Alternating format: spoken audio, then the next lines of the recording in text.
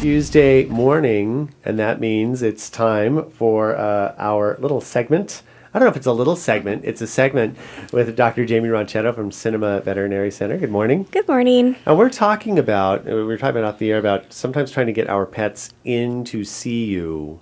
Yes. You know, even if it's whether it's a checkup, whether there's something wrong, and the stress that may come from that, and talking also about ways to de-stress. Yes. So that it's a wonderful, or it's a less stressful experience for all, including pet owner, the pet, and of course you and your staff. Right. Everybody all the way around. There's lots of things that can be done for dogs and cats.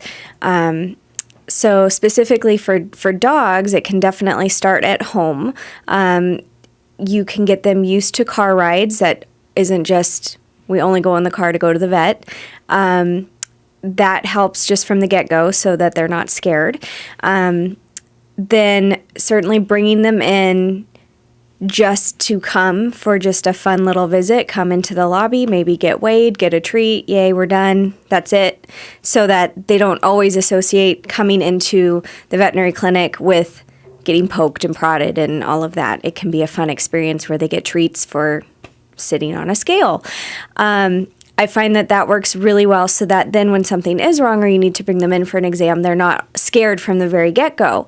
In the exam room, you know, I will often use many different tricks and techniques depending on the pet, but certainly for some dogs, they want to hide under the chairs or they'll get themselves into a corner, and it's not good to corner them, you know, to try to pull them out even at that point. Pet owner, because they will sometimes go, you know, they'll bite the pet owner or right. Yes. Yes. So we might throw them treats, you know, so they don't have to come near me right away. Kind of lure them out that way. Take their time. I never want to feel rushed in an exam. I want them to feel comfortable. You'll often find that I'll take my stethoscope off and let them smell it, let them smell me, and just be talking to the owner and not making any kind of real contact with the pet, especially at first. Let them feel like they can come up to me without full-on engaging them. Then once they feel comfortable, and if they sit or they're trying to engage me, then I might pet them and, you know, have some silly talk with them and make them feel comfortable. And then I find that the exam will be a lot smoother. Now, cats are a different story Cats. because you don't necessarily take them. You don't take them for a ride. I mean, maybe some people do. Although, right. if a lot of times, if you take a cat for a ride without them being created, they like to get in and around things. Yes, you So definitely you want them to be in a carrier. It can be Yes. very tricky without them being in some kind of carrier. But yes, cats are very different. Getting them used to the carrier without taking them someplace is always a good idea. I happen to have a carrier. It was out. I was moving some things around, and I brought the carrier out and I hadn't put it back yet. And it's funny to see the cats when you just leave it open and totally ignore it like it's another piece of furniture. They were going in and out of it. They were playing in it, rolling around, you know, and so it doesn't become this scary thing. So with a new carrier, just leave it out, ignore it. They'll go explore it on their own. I found one of my cats sleeping in it, you know.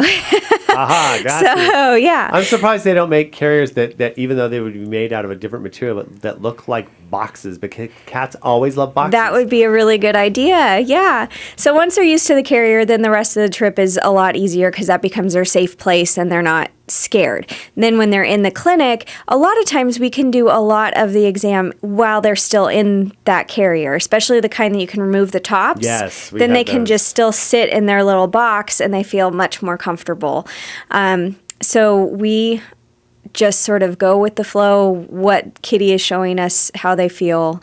There are also, I think we've mentioned before, sprays, pheromone sprays that we use for both dogs and cats that really help keep them calm as well. You said things, taking that and like spraying it inside. If you're gonna put them in a carrier, spraying it inside in the the carrier first, right? And do you give it a little time, or is it something that would instantly kind of work? How does that?